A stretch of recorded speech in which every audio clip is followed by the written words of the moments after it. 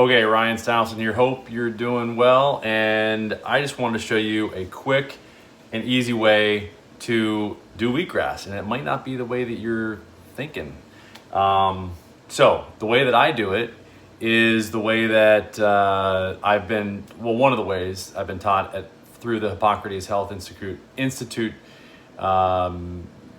educator training course that I took, is to take it in the chuckus, in my anus. And that is probably one of the best ways to actually take wheatgrass. Why? Because you can actually absorb more of the hormones, oxygen, phytochemicals, and enzymes that are available in the wheatgrass by consuming it that way, as opposed to going through your mouth, where it gets processed with the digestive juices in your gut, and that can break down the wheatgrass and not allow it to be as available to your body, those hormones, oxygen, phytochemicals, and enzymes. So let me show you how I do this. So it's really easy. First, you need some wheatgrass. So I'm getting the wheatgrass. Here's the wheatgrass. So what I do is I just, fortunate enough to get this at Hippocrates. I usually take about that much wheatgrass. It's a good size handful, probably more. First, what I do is I cut the wheatgrass up. So I'm gonna point this down so you can see this. So first thing I do is I cut the wheatgrass, okay? So I'm cutting it into about a half an inch to a quarter inch pieces. And I'm doing that because the omega juicer that I'm using, the inside screen can break. I've been doing this for a long time, so I've learned, that you can break the screen inside the omega juicers if you don't feed in the wheatgrass at a reasonable rate. So I'm going to get a little bit more wheatgrass because I'm shooting for this is what I use to deliver the wheatgrass, is a syringe. It's about, each one of these is 2 ounces. So what I take is typically, I'll try to take actually 3 of these, which would be 6 ounces. And you just draw it up, when the wheatgrass is in the container here, you'll see I just draw it up in the syringe, and then, I usually will use a little bit of coconut oil and I'll put that on the tip to make it easier to administer. And then I will also put some inside here in the chamber in order to make it easier to, sometimes that first draw is a little bit tough, but to make it easier so what I'll do is, I'll show you. So I just take a little bit and I put it around the stopper and then also inside here. And that just makes it a lot easier just a lot smoother. And then I put some on the tip and then it's ready to go. So just a little bit of coconut oil is really all you need. And then I'm gonna continue cutting this. And then this amount of wheatgrass should get me, and you can see it's finely chopped. There's no real long pieces. The long pieces is what causes the omega juicer, this guy right here. This thing actually can break. This, here, I'll show you. If you don't chop it up, this part will break right here.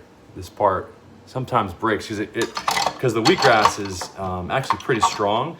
And if you put too much of these long pieces in there, it'll put too much pressure on that and it'll break it off. So anyway, so let me just start. I'll move this to the side. I'll move this over here so you can get a little bit better angle. And then you'll see how I do this. So I just basically just feed this in here, nice and easy. You can see I'm just putting it in nice and easy, not too fast, really kind of slow. Because again, I don't want to put too much pressure on that screen. And if it gets caught up in there, I just kind of help it along, And I'll show you in a second, the wheatgrass is starting to go into the first. So it goes into, the pulp goes in here. I just chew the pulp. sometimes, you know, the wheatgrass, the juicer here, doesn't always get all the wheatgrass juice out of the grass. And there's more in it, so I just chew it, because there's still a decent amount left. And here, I don't know if you can see that, but you can see here, there, see a little bit better there. You can see it's making that juice. All the juice is going into this one right here, and the pulp goes into this container right here, the second one.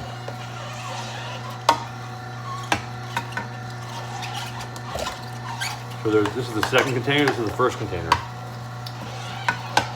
And again, I just keep doing this until I get done with juicing all of this wheatgrass. And you can see it takes, you know, it doesn't take that long. But again, it's all about the hormones, oxygen, phytochemicals, enzymes that you get, you know, from this wheatgrass.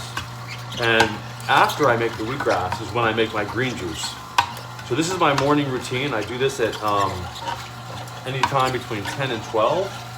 If I'm intermittent fasting, which most days I am, I don't get really regimented about it, but I'll intermittent fast, meaning I'll stop eating at like 6 and I'll start eating again at say about 2, which gives me a good 20-hour fast. And here you can see how I'm pushing this in here, and you can see all the pulp that's coming out. See the pulp?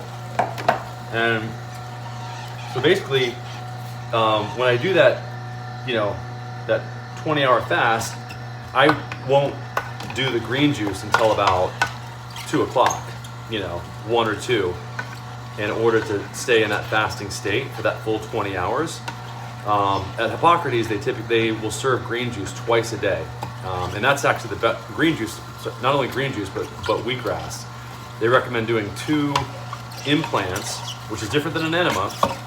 An implant is just using a syringe and implanting that wheatgrass directly into your colon twice a day at 10, and then again at